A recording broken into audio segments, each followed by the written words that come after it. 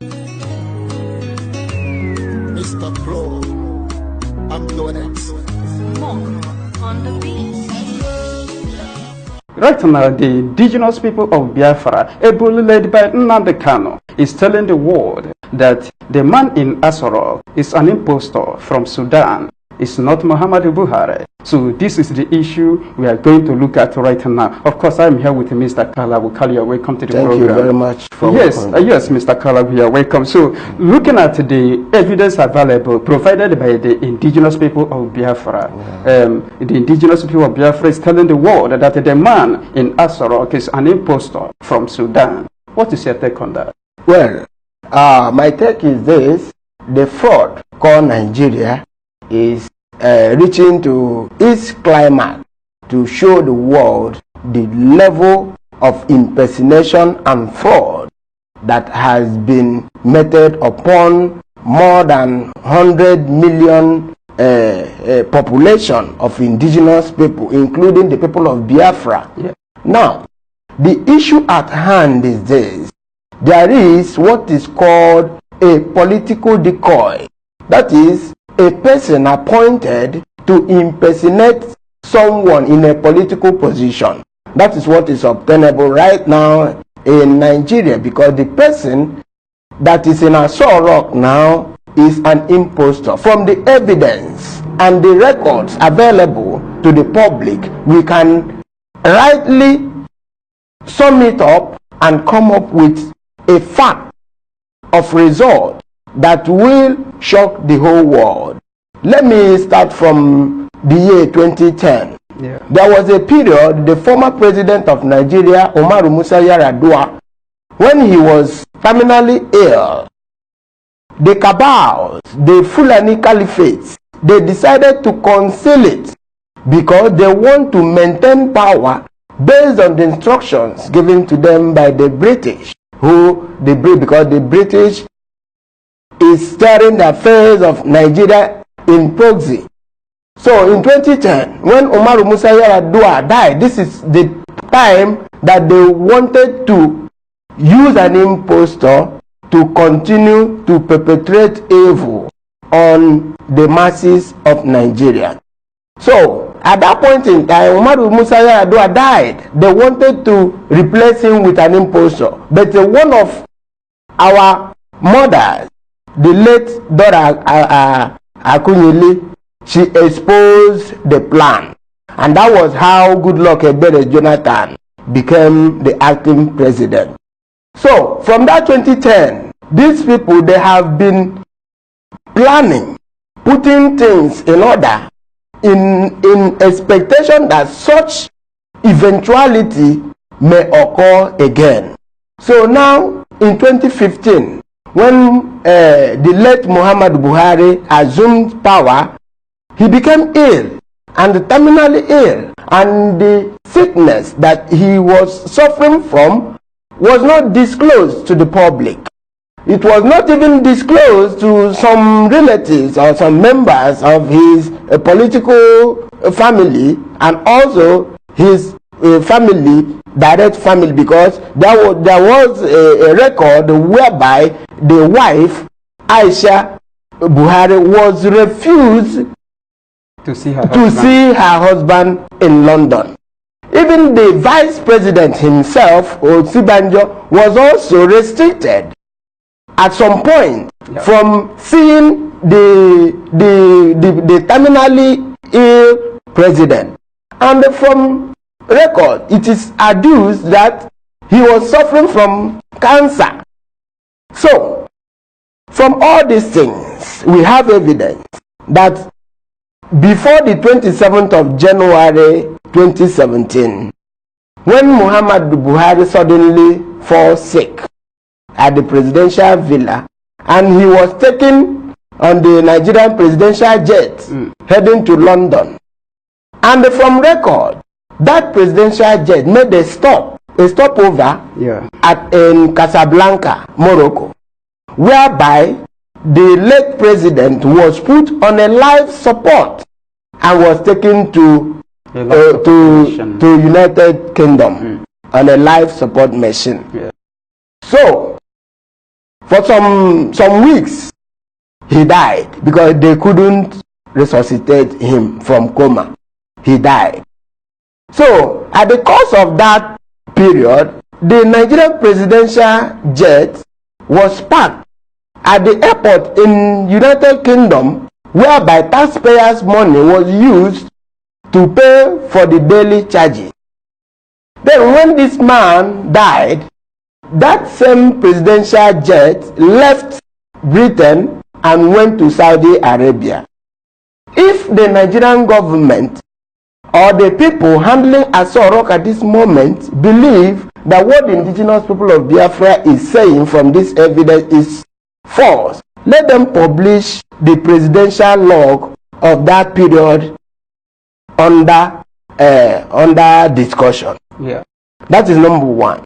Then secondly, from evidence, we have never seen an old man that instead of growing old, he's now growing younger. It has never been seen before. From evidence, if you watch the videos of the late Muhammad Buhari, you will see that one of his earlobe have a cut. But the present impostor in Aso now does not have the same. And also, from record, in 2015, Muhammad Buhari was taller than Saraki. But in 2018, you see that Muhammad Buhari is now shorter than Saraki. You also see that the fingerprints of Muhammad Buhari after voting in 2015, when you see it, forensically, you go and check his hand, the hand of the impostor now, when he raised it, you see that the marks are not the same thing. There are a lot of evidence that is available for the world to see. Okay, the issue now, the Nigerian government, aided by the British, they are trying to change the narrative by saying that the man in Aso is cloned, whereas the indigenous people of Biafra has never given any evidence talking about cloning. What the indigenous people of Biafra is talking about is saying is that there is a double, someone, a look-alike, who was taken to Britain for a face surgery to look like Muhammad Buhari.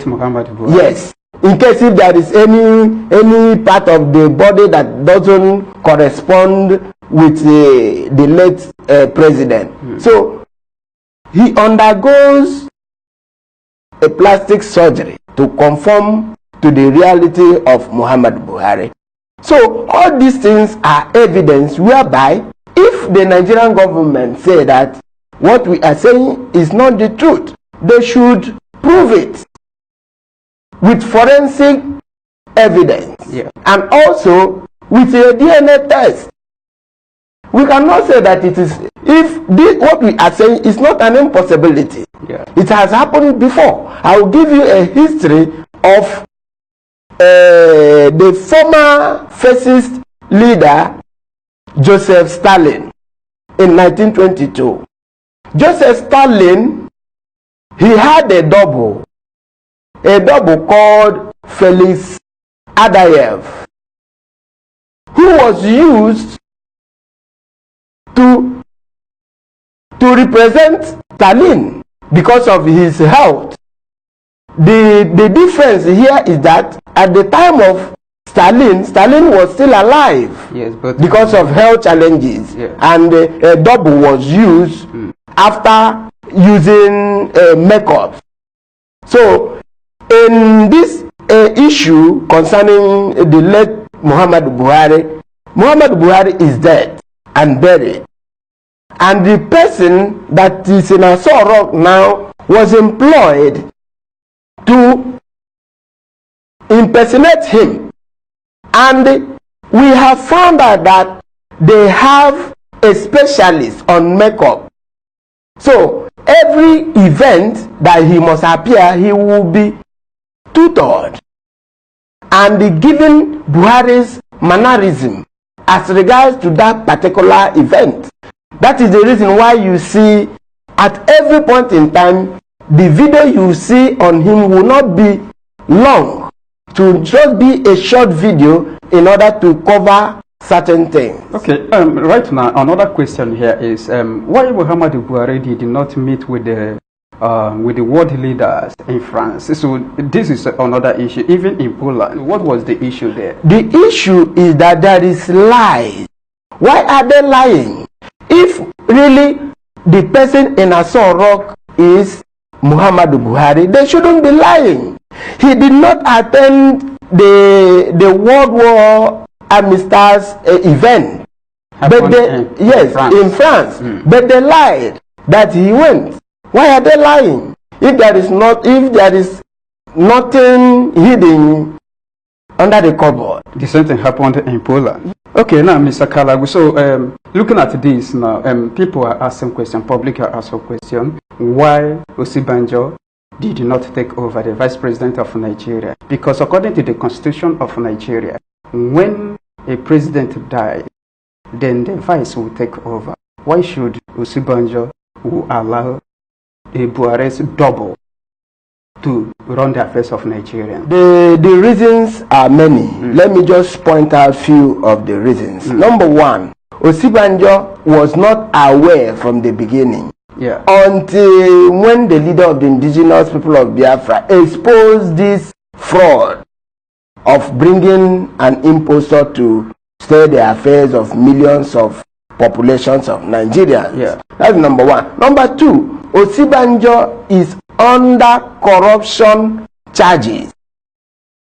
That is evidence that Osibanjo siphoned more than 5 billion in NEMA. The investigation is still ongoing. So he is under blackmail by the cabals. So, and thirdly, there is this Tinubu connection. You know, if followed Nigerian constitution, when president died, Osibanjo will become the president. Whereas his master, his godfather, Jagabam Tinubu, has been promised to be the president of the zoo, Nigeria, in 2023 by the Sokoto Caliphate. So these are the reasons why Osibanjo is just a figurehead being used by the cabals to dish out lies. So I don't know why Africans are finding it so difficult to assimilate this particular the Jubilee issue right now. You know, some weak-minded people are asking questions. Can a masking of Jubilee gives us Biafra? What do you say here? Yes, a masking of Jubilee will give us Biafra perfectly and very, very quicker than we must have expected. Why? It is because it is to tell the whole world what the indigenous people of Biafra has been facing. Fraud, impersonation, lies, deceit. So, as you can see today, the international community is talking about this same issue. Since the Nigerian people are gullible, since the Nigerian people cannot assimilate a simple evidence that is so glaring. If somebody said that you are an impostor, you don't need to go out and say, no, I am not an impostor. What you should do is to submit yourself for a DNA test. Simple. As simple as that. Going out to tell the world, it is real, I am not a clone. It is to tell you that there is something fishy underneath what you are saying. So now, how does this thing give us Biafra? The international media world is now analyzing the situation.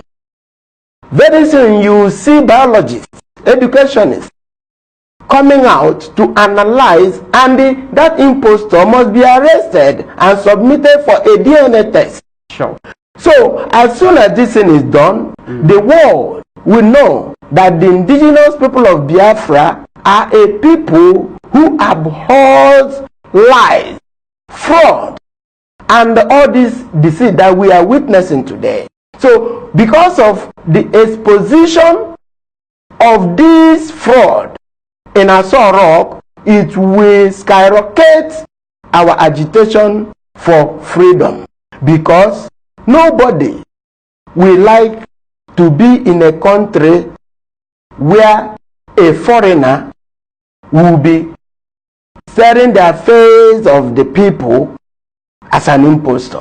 Thank you very much for your comment. So right now, this is the truth of the matter. Of course, we are ending the program right now because we have made it clear to the general public that the man in Aso Rock is an impostor.